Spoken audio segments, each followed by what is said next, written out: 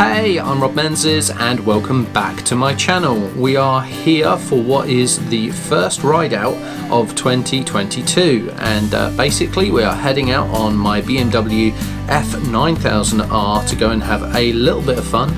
I tend to find that on a regular basis we get the situation where in January you tend to get a day that's above 10 degrees that happens to be a little bit on the dry side, and I seize the opportunity and basically headed out. So yeah, basically just wanted to take you along for this ride with me. We're doing some rides around Devon where I'm close to living. You will notice that this video has been speeded up significantly. Just thought it would make it a little bit more interesting than dawdling around normal roads, and for privacy reasons, I'll be quite honest, I wanted to cover my speedo so that I didn't have any comments down below around being too fast, too slow and all the rest of it. So just for privacy I wanted to cover up the speedo. So getting on with what we're doing, you would have seen that I've done a part of the local journey, just literally heading out on this bit of dual carriageway now, and then we're going to head into around the town. This is heading into the town called Newton Abbot, and one of the bits that I wanted to do was talk to you a little bit around the positioning that you do on the road, as I do tend to find that this is really critical once you come into in-town riding as well as on A roads, just to try and get that positioning on your bike right. If anyone is of slightly older years such as myself, you may remember a game called Paperboy, which is basically where everyone on the road was trying to bump you off of your bike. That's kind of the ethos that I take when I go out on the motorbike, in particular when you're doing around town riding. So as I'm heading up to junctions, I'm normally moving away from the junctions as much as I possibly can, again considering cars coming in the other direction as you're seeing happening here.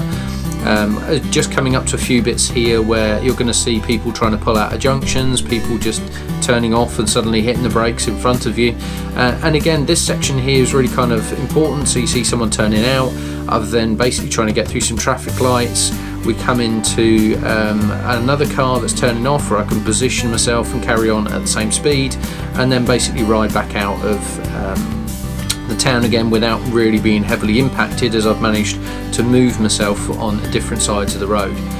As we now start heading out onto some more of the open road, again you'll see me doing the same things again. So if I'm coming up to a left-hand turn, generally I'll position myself on the right-hand side of the road so that I get a little bit more visibility as I go around the bend, and likewise if I'm on the left-hand side, then again I'll do the same thing and basically position myself on the left so that I can get visibility round to the right. Now again, as I mentioned, this video has obviously been heavily speeded up, so don't worry about the speeds that you're seeing as I'm going past people. I've obviously just speeded this up to make it more interesting for you guys. But again, one of the things you'll notice with me is I'm very specific when it comes to the white lines on the road. So if there is a solid white line, which means that you shouldn't be overtaking, you won't see me overtake.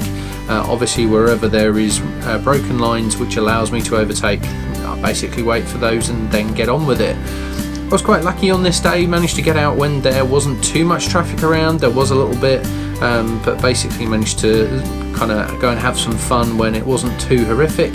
Again, where I have got caught behind a couple of cars in this video, what I've basically done is just kind of edited and cut those out so that you don't have a lot of views of me just dawdling around behind other cars, because that's not overly too much fun.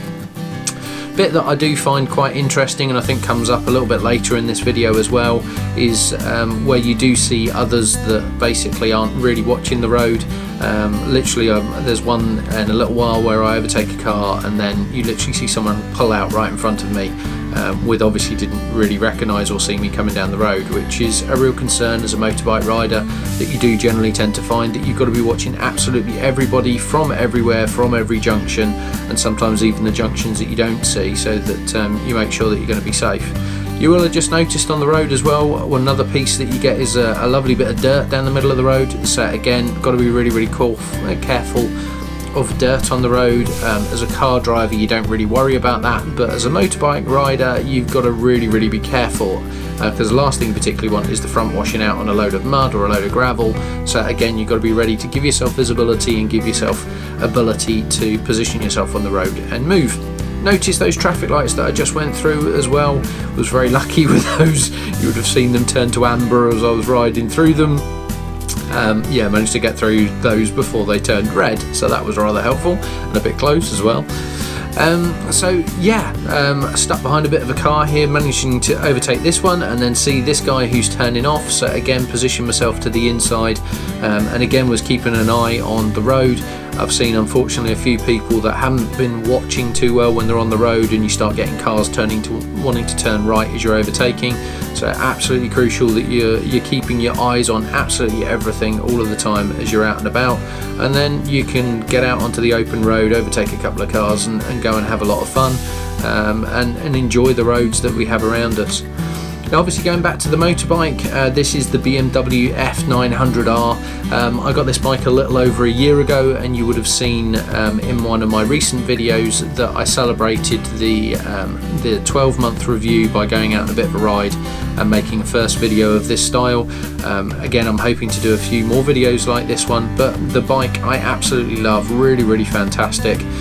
This was only about 9-10 degrees I think on the day, so it wasn't particularly warm. So again, I'm wearing clothing and gloves that is suitable for the weather condition, but it was absolutely great on this motorbike to be able to have the lovely warm handlebars. So as standard on this bike, I've been able to basically get heated grips on the bike as I purchased it.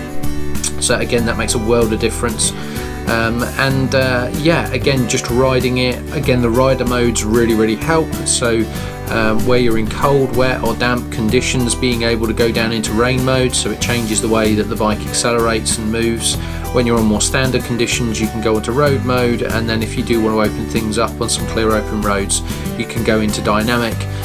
So it just gives you that change in the way that the bike actually performs, and I've got to say that is really great. I just wanted to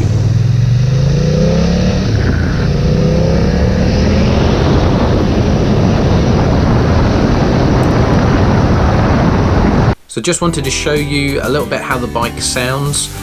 You'll obviously notice I've speeded this up and taken the sound out generally, but yeah, I just wanted to give a couple of minutes with the sound actually in accelerating. So you'd have picked up quite a lot of wind noise, not a huge amount of engine noise that you get there, but just to give you a sense of the acceleration as we were heading out on a dual carriageway. This little section was quite interesting. Obviously I overtook that car and saw someone coming out from a junction, so wanted to make sure I stayed wide. And then this piece here is just lovely, where you got a lovely sweeping bend, so it's really nice to come and ride this section of road. But yeah, this bike has been absolutely fantastic. I find it so easy to ride on the road.